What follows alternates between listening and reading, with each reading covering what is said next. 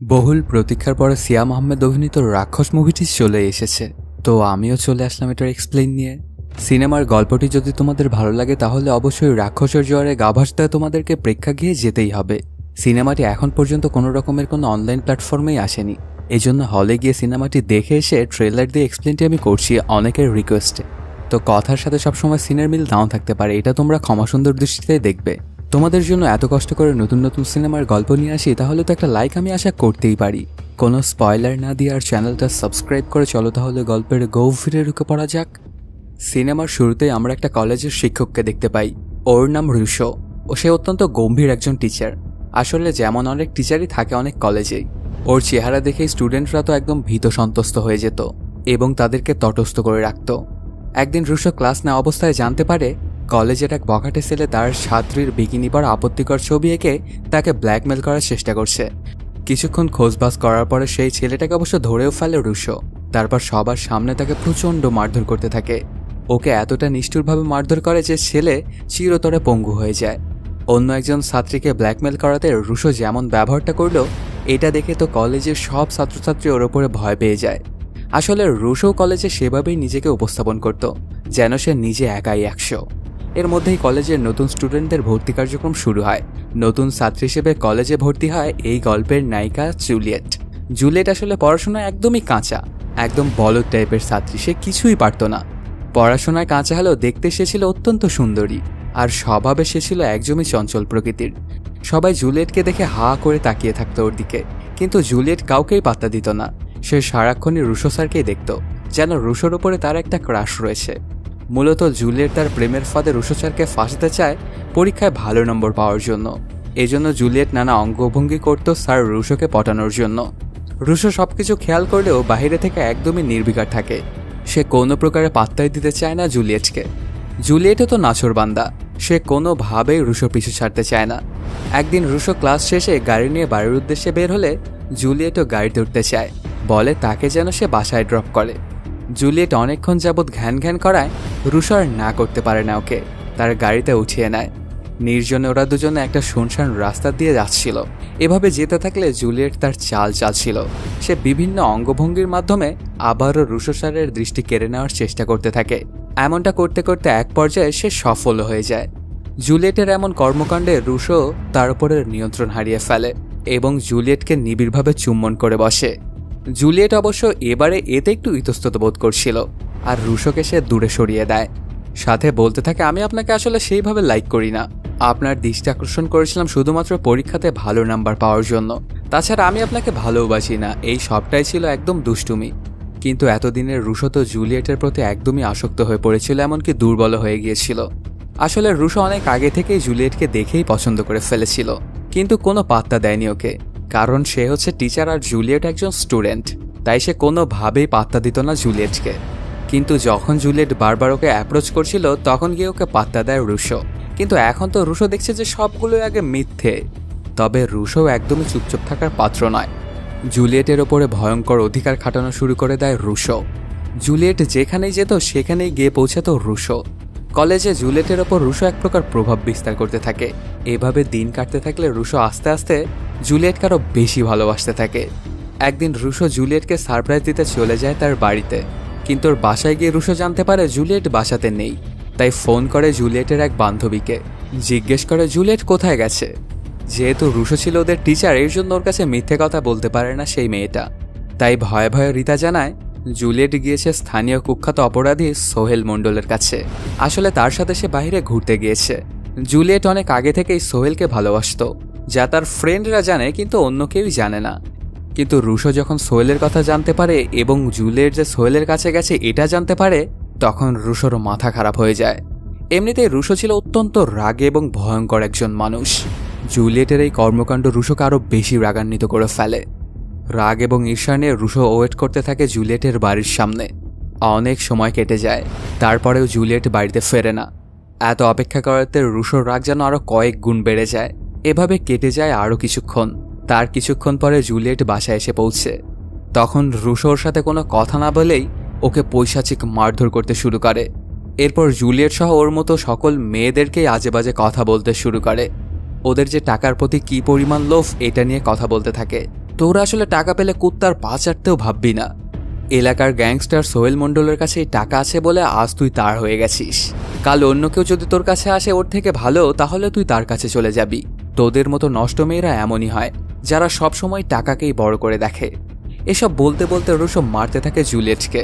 ওকে এতটাই মারে যে একদম রক্তে যেন ভেসে যাচ্ছিল জুলিয়েট। মার খেতে খেতে রক্তাক্ত অবস্থায় অজ্ঞান হয়ে পড়ে যায় জুলিয়েট। তখন সেখান থেকে চলে যায় রুশো। এমন করে এত বাজে অবস্থা দেখে ওকে হাসপাতালে নিয়ে যায় না রুশো।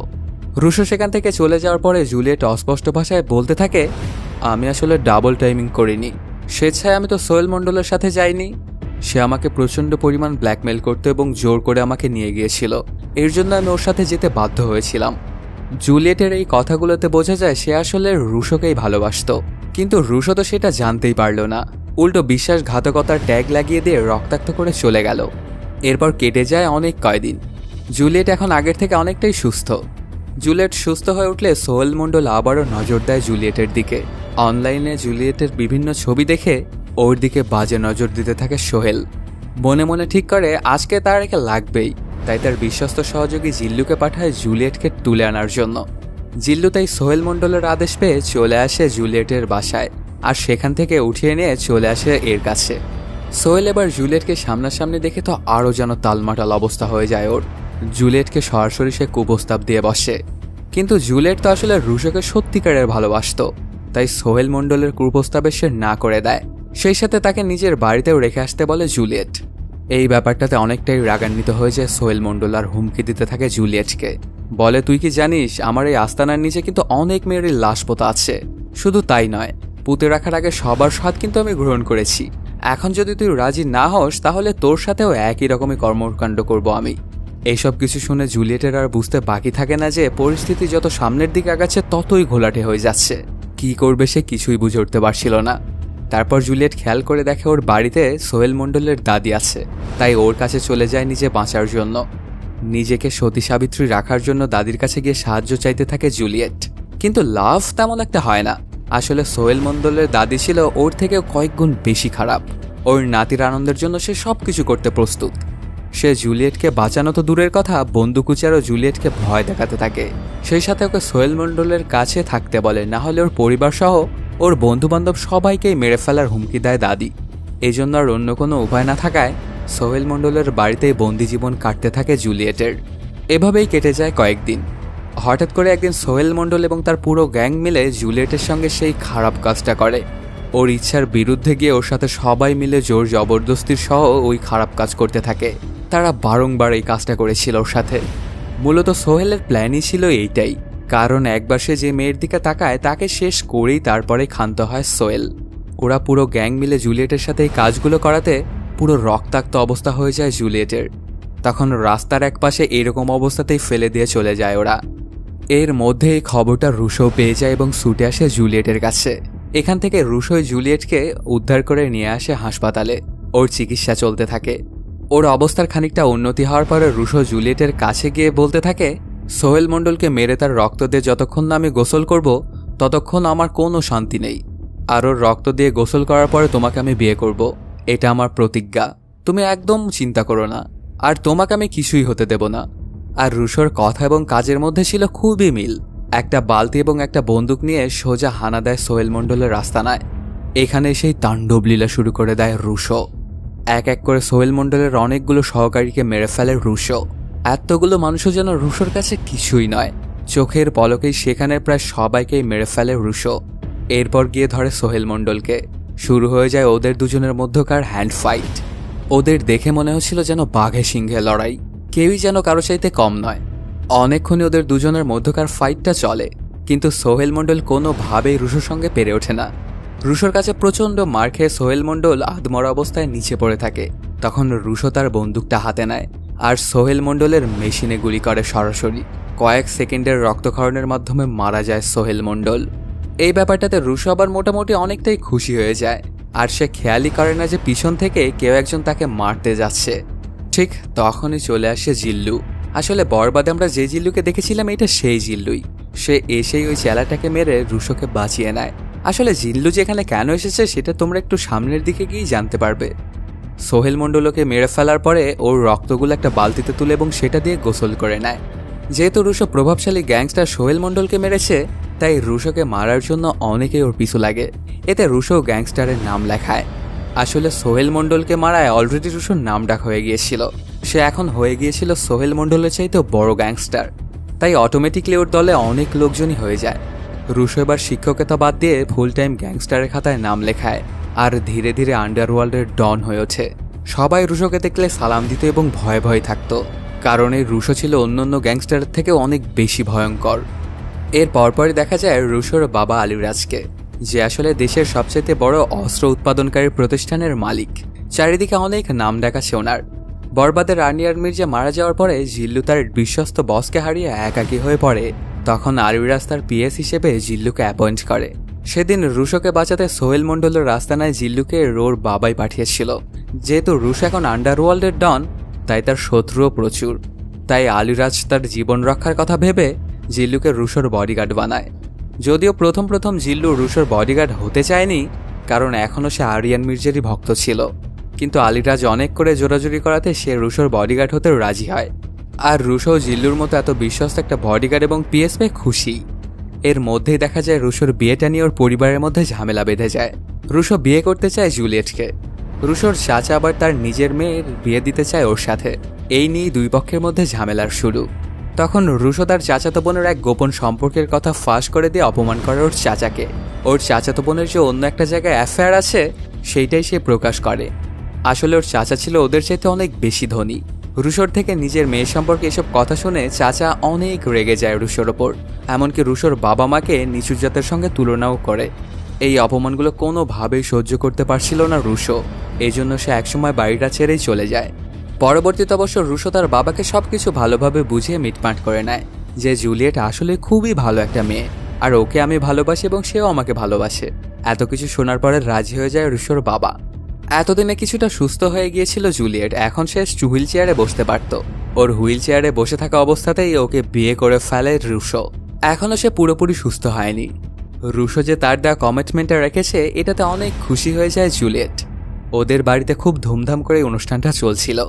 তার মধ্যেই ওদের বাড়িতে চলে আসে ওর চাচা। আর জুলিয়েটের সাথে পূর্বে কি ঘটেছিল বা এখন ওর অবস্থা এমন কেন হয়েছে সেগুলো বলে অনেক করে অপমান করতে থাকে জুলিয়েটকে। এই ব্যাপার স্যাপারগুলো কোনোভাবেই সহ্য করতে পারছিল না রুশো। তখন সরাসরি সে তার চাচাকে হুমকি দিয়ে বসে, এরপর যদি আমার লাইফ নিয়ে তোমাকে আর একবারও নাক গলাতে দেখি তাহলে তোর গোটা শরীর চিরে কিন্তু একদম লবণ মরিচ লাগিয়ে দেব। ব্যথা যে তোর কোথায় কোথায় লাগবে সেটা তুই তখনই বুঝতে পারবি। ওর চাচা তো রুশোর থেকে এমন হুমকি পেয়ে একদম চুপচাপ হয়ে যায় আর একটা কথা না বলেও সেখান থেকে চলে যায়। অন্যদিকে দেখা যায় সোহেল মণ্ডলের পরিবারে কিন্তু সে একাই গ্যাংস্টার ছিল না, তার দুই ভাইও ছিল খুব বড় মাপের গ্যাংস্টার। এতদিন ধরে তারা ছিল জেলে। সোহেল মণ্ডলের মৃত্যুর খবর জানার পর থেকে রুশোকে মারার জন্য দিন গুলছিল ওরা দুই ভাই। অবশেষে সোহেল মণ্ডলের মৃত্যুর প্রতিশোধ নিতে এবং রুশোকে মারতে জেল থেকে বের হয় ওরা দুই ভাই। বড় ভাই সাদাব ছিল প্রচণ্ড হিংস্র, যে কিনা সারাক্ষণ একটা বাঘ নিয়ে ঘোরাঘুরি করত। এই বাঘ নিয়ে ঘোরার অবশ্য একটা ইন্টারেস্টিং কাহিনী আছে। ছোটবেলায় সাদাব চিড়িয়াখানায় গেলে একটা বাঘের বাচ্চা দেখতে পেয়ে তার মনে ধরে যায়, তাই বাচ্চাটি পালার জন্য সাদাব তার বাড়িতে নিয়ে আসতে চায়। কিন্তু চিড়িয়াখানা কর্তৃপক্ষ কোনোভাবেই রাজি হয় না, কারণ কোনো সাধারণ মানুষ কোনো বাঘের বাচ্চাকে পালতে পারে না, এটা কোনো নিয়মের মধ্যেই নেই। তবে সাদাবও ছিল একদম নাসরবান্দা আর অনেক জিদি টাইপের একটা ছেলে। এজন্য চিড়িয়াখানাতে তখন উপস্থিত থাকা সকল লোকদের মেরে সেই বাঘের বাচ্চাটিকে নিয়ে আসে বাড়িতে। তারপর নিজেই সে পেলেপুষে ওই বাঘের বাচ্চাটিকে বড় করেছে। আর এখন সেই ছোট্ট বাঘের ছানাটি হয়ে গেছে হিংস্র দানব। সেই বাঘ নিয়ে সাদাব সবসময় চলাফেরা করত। তো তারা দুই ভাই যখন জেল থেকে বাড়িতে ফিরে তখন দাদি তাকে সোহেল মণ্ডলের মৃত্যুর বদলা নিতে বলে। দাদির নির্দেশ পাওয়া মাত্রই সোহেলের ছোট ভাই তার দলবল নিয়ে চলে আসে রুশোকে মারার জন্য। ওরা এসেছিল রুশোর বাড়িতে তাকে মারার জন্য, তাকে একদম নির্বংশ করে ফেলবে। কিন্তু সমস্যা হয়ে দাঁড়ায় একটা, যে রুশো ওই সময়টায় বাসিতে ছিল না। তখন সোহেলের ছোট ভাই রুশোর পরিবারের লোকজনকে এক এক করে মারতে শুরু করে। রুশোর পরিবারকে এক এক করে যেরকম ভয়ঙ্কর মারছিল, তখন আবার ওর দাদি ছিল ভিডিও কলে এবং এই পৈশাচিক দৃশ্যগুলো দেখছিল। ওরা রুশোর বাবাকেও নির্মমভাবে হত্যা করে।